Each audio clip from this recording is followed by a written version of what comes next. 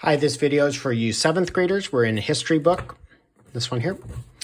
We're in chapter 12, section 2. This is for Tuesday, May 12th. We're in the Inca. We're now in South America. We're going to learn about what kind of land there was. We're also going to learn about their empire and how they make it grew.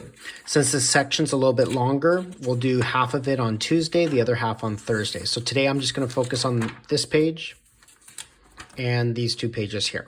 So let's get into it. So the Inca lived in these high terrains. So if you can see here, this is Machu Picchu. This is a very high elevated mountain, and it's still there today, which is it's a beautiful thing in Peru. I've been to Peru several times, but I've never made it to Machu Picchu. But this is built by the Inca Empire.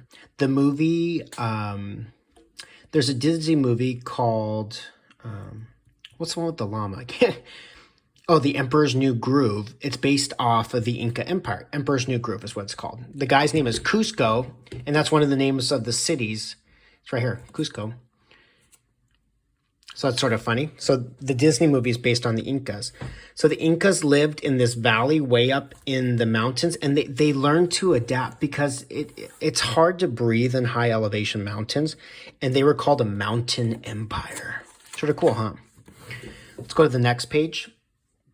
Let me zoom out so you can see it. So we're looking at the top part over here. Okay, so we're talking about 600 years ago, by the way. So the Inca finally have control, and they're starting to take over parts of what's today Peru.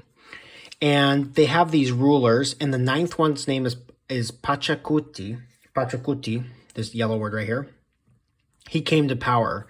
And what he did is he basically made the Inca Empire stronger, and his son and his grandson also continued the conquest too.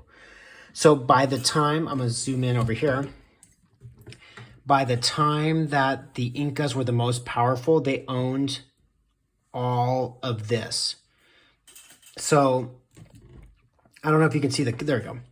So first the Inca only owned the orange part, but under Pachacuti, his son and his grandson, they were able to make the Inca Empire grow into the whole brown part.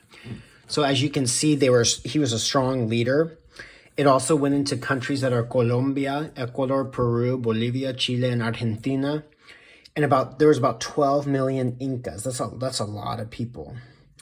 Now, what's different about the Incas is from the Aztecs, from the Mexicanos and Tenochtitlan, is Peru and the Inca Empire didn't have really large cities. And most of these little villages only had about 1,000 people living in them. I mean, the biggest city probably they think was like 25,000 to 100,000. So the problem with that is it made ruling these people hard because it was hard to get to those places. And also they spoke this Quechua language that was very different. But it was very different than how the Aztecs did it because people just spoke different languages and they were hard to get to. So what was it like to live in the Inca Empire? So remember, they were in the Andes Mountains, a lot of farming, corn and potatoes. Also, they raised animals too. Llamas and alpacas are from Peru. They used them for wool. That's like for a sweater or a beanie or for a blanket. And they sometimes ate them, but usually did not. Also, this is sort of neat. This is one of your questions in the Google Doc. The Incas had these messengers called chasquis. Chasquis. See this yellow word here? And, excuse me, what they did is they carried messages for Incas, and they would just run forever. These men would just run.